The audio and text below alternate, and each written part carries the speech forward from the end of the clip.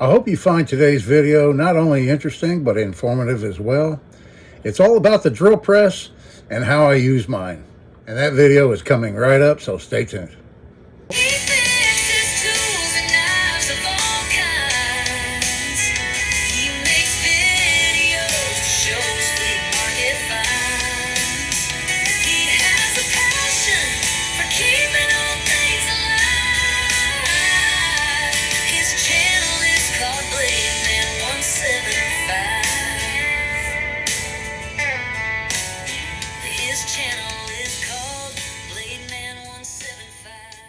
Hello everybody, and thanks for coming back for another video. This is Dave, and I'm glad you're with me. Joining me out here in the shop today while we talk about drill presses and all the different ways that you can use it and all the different ways that I've used mine in the past. Some of these things I don't actually use it for anymore because I have other tools that take the place of it, but in the past I've used a drill press for a wide variety of different tasks, not only just drilling, but many other things as well.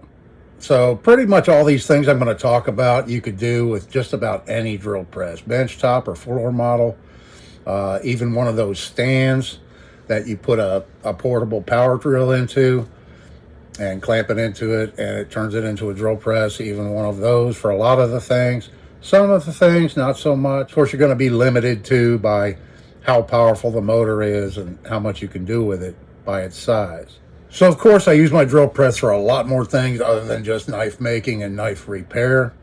But I'm going to focus this video on specifically things that you can do with your drill press just in the realm of knife making and knife repair. So starting right off the bat, drilling. Of course, that's its primary design, is for drilling holes. And of course a drill press gives you a lot more leverage in drilling tough materials, as you're able to give it a lot more force than you could just by hand. In addition to that, you get a lot more accuracy. You can adjust a table on models of drill presses that have an adjustable table. You can adjust them to different angles to get precise angles and really good perpendicular holes in your work. Now, I don't use a drill press for all of my drilling. If I'm drilling out handle scales that are very thin, such as on a pocket knife where they might be just a 1/16 of an inch thick, it really doesn't matter to use a drill press on things that thin. You can do them by hand and you can get them close enough to where everything lines up and fits perfectly if it's a really thin material. When you get up to materials that are as thick as 1/4 inch to 3/8 to 1/2 inch thick, that's where a drill press really comes in handy because you can get really nice perpendicular holes into your work. You can get really nice, straight, accurate holes using a drill press, as long as you have your table set up 90 degrees square to your drill bit. With mandrels, such as these right here, and here's another example of a small one, you can mount onto these wire wheels, sanding discs, all types of things that you can turn your drill press into a tool that you can remove rust with, sand with, do all kinds of different things. Very handy for drilling holes from this size to this size. In addition to that, here's a flap wheel sander you could mount in there to sand with.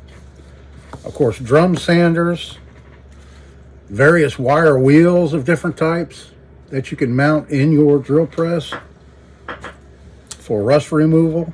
Of course, you have counter boring, counter sinking, and chamfering. You can do grinding with a variety of different size grinding wheels. It might be easy to get confused between a motor arbor, such as this right here, and a mandrel. They essentially do the same thing. This one is designed to be in a chuck, mounted into a chuck. This one is designed to go onto the shaft of a motor. But essentially they do the same thing. It's just this one is a motor arbor and this one is a mandrel. Here's a leather strop that I made that I mounted onto a mandrel that you could chuck up in your drill press, or another device I'll show you here in a minute. And this is really handy. It's just a leather power strap. You load it up with buffing compound and you can power strap with it. You can also do rasping with little rasps of different shapes and sizes to take off a lot of material fast when you're shaping knife handles, making finger choils, that type of thing. A rasp comes in handy to get the initial bulk of that material off really fast. And then you can switch over to a finer sanding disc, sanding drum, that kind of thing, to finish it up.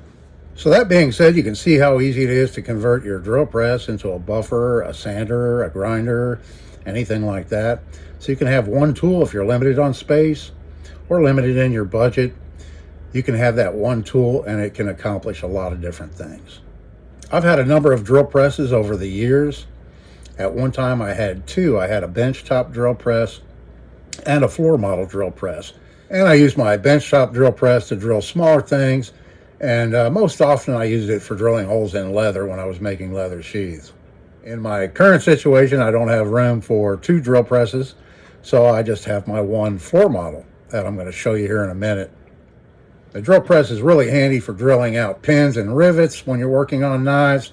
You can lock your workpiece down so that it doesn't move, and you can just drill it out a little bit more easily than you could by hand. Having a good supply of drill bits and accessories for your drill press is always handy.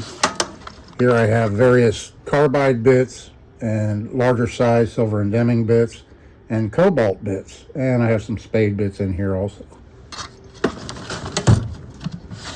In this drawer I have regular twist drill bits and everything from jobber length up to longer bits. And then here we have a selection of hole saws, flat wheel sanders, grinders, rasps. And when you're drilling holes for tapping, that's where a drill press really comes in handy, because you can get nice, really good perpendicular holes. You can get a small set like these right here of numbered drills.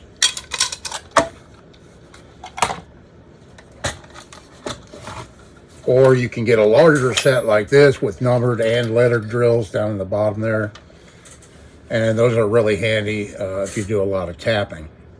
A few other accessories I can show you that are handy to have for your drill press.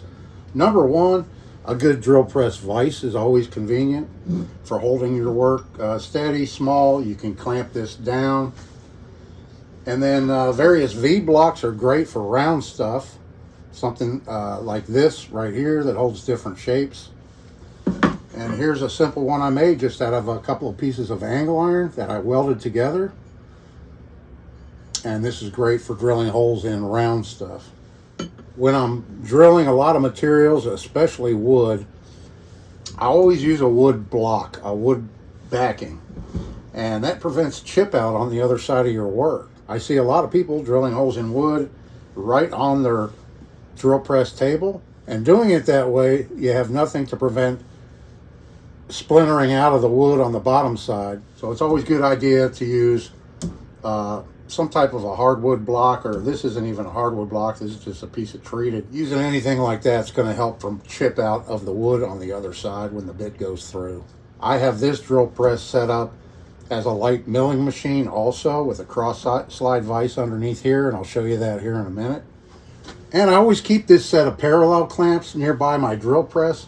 I find that this is a lot quicker and easier when you're drilling something small, such as this scrap right here I grabbed. And with a few quick twists, I can clamp it up in there, and now I have a good handle to hold on while I was to drill this small piece without the risk of it spinning around and cutting me. Something like a set of parallel clamps is really handy, and I find it a lot quicker and easier to use than a drill press vise. If it's a nice squared off piece of wood, you can put it in any configuration you want, and then you'll find that you're not raising and lowering your table as often. The next thing I can show you is this simple table that I made. It's just some scraps of plywood and wood that I screwed together and put some holes in. And I'll show you what I use this for. This is great for drum sanders. That's why the different size holes for different size drum sanders. So we just put this in here.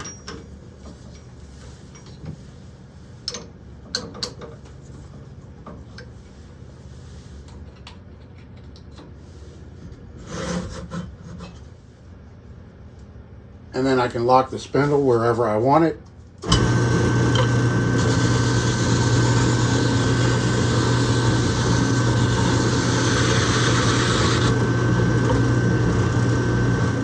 And I can adjust it down a little bit more so that I'm utilizing all areas of the sanding drum.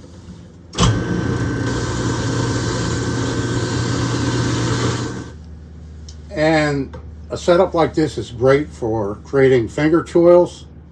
You could switch over to a mounted stone such as this to grind out for like this choil right here using this same stand in a drill press. This will also work with flap wheel sanders like this. These are great for sanding out concave areas as well. I have my drill press set up to where I can do light milling work also, and I'll show you how I did that. So here we have some milling cutters of various sizes and shapes. I have one in there right now. And so when I want to mill something, I have my cross-slide vise mounted permanently to my table. And then I made this box right here to cover it to save time on setup. So I can use my drill press for regular drilling with my block of wood or clamps or anything like that. And then when I want to mill with this, I just simply lift this off right here and it exposes my cross-slide vise. And then when I'm done, I just simply put that cover back on and it's back to a regular drill press again.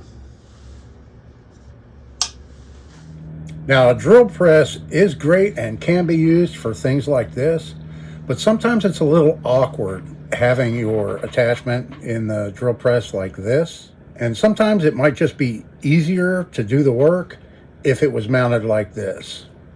So there comes in another tool I'm going to show you here real quick.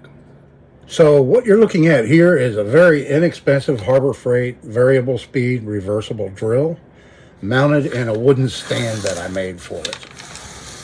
And I set this up, I made this years ago, and I've added on a few things, but I have it on a foot switch, and I'll explain why I have that here in a second. But basically, this thing can do a multitude of different things. You can chuck up your flap wheel sander, your grinding disc, anything you want in here, your wire wheel, all kinds of things. I've made a number of these over the years. This is the only one I have now. I've had them where I've used a hose clamp to clamp the drill down in place on a wood block, just cut out. This one I have foam in here. And because of the design of the drill, having that clip or whatever you want to call it on top of the drill, I just have a bar here. The drill slipped in there and the bar screwed down to hold it securely in place. It's not moving anywhere. And because of that, I didn't have to use a hose clamp or anything like that to clamp it in place. But this handy dandy tool right here can be used for so many different things. Examples of what I use this for is I use this to wrap fishing guides on fishing poles. This is a chuck I made that just chucks up in there, and it has some rubber made with a PVC end cap, and it's flexible. So you push the end of the rod handle in there and it holds it, and then with the foot switch I can make it go and stop when I'm wrapping guides. And so yeah, that makes it a really handy tool for wrapping guides like this. I have various stands that I've made that go onto this, that actually attach onto this piece of angle iron right here. And another one I use it for is cresting arrows like this. It has a push button lock on the trigger. So when I lock the trigger, I hit the foot switch and it starts it, and I let go of the foot switch and it stops it. Yeah, the drill will only run when I'm pressing this switch down. As soon as I release it, the drill stops. So it makes it really handy for doing stuff like cresting arrows, wrapping fishing guides where you need variable speed and a lot of control. I also turn this into a paint mixer for rattle cans, for spray paint cans. This is an attachment for that. I'll show it in a later video if anybody's interested. I don't really use it that much because it's so much easier just to shake a can up rather than to pull this out, but it was kind of a fun project, and I made it to where it attaches on here and you put a spray can in it and it shakes the can for you on an eccentric. But with having something like this, if you don't have a lot of space, you can just put this up on a shelf somewhere or down under your bench when you're not using it. You can make it to where it mounts securely to your bench or clamps onto your bench. The sky is the limit when it comes to what you could do with something like this. Very simple, basic tool that can be handy for so many different things. And if you're using it as a grinder or a sander, you could easily just fabricate a small table, a rest. You could make it angle adjustable if you wanted to. Here's one of the attachments that I mentioned. And this one I use, it attaches to the base via a long rod right here that slides through that you can adjust it. And I use this when I'm wrapping fishing pole guides. It's spring loaded and it holds the rod down in. Just put it where you want it. It has these foam rollers on it. And you can adjust it wherever you need it on the rod for when you're wrapping guides on fishing poles. There's another attachment that goes on another device. This one locks down on the rod. This is another style that I made. And this is one that I use for when I'm cresting arrows. And it has this spring-loaded rubber wheel on top to hold the arrow shaft down, and it rotates on these rubber wheels right here. Just a couple of examples of how universal you can make your tool be. I know it's not a drill press, and that was kind of the focus of this video, but I wanted to include that in case you don't have the room or the budget for a drill press. Another idea I had for that small stand drill, I never did it before, but it would be easy enough to do. You could turn it into a small wood lathe if you wanted to. And another thing I forgot to mention, on those mandrels and the motor arbors, they do come in right and left-handed thread, depending. So if you don't have a reversible motor, like your drill press isn't reversible. And for example, you want to put in a grinding wheel, you don't want it to become loose while you're using it. Yeah, so just be aware that they do make them in left and right-handed threads. So get whatever type you need for your situation. So that's a wrap on today's video, folks. I hope you enjoyed it. Hit the like button and subscribe. That way you won't miss my next video. I really do appreciate it. This is Dave, hoping everybody's having a great day, and I will see you in the next one.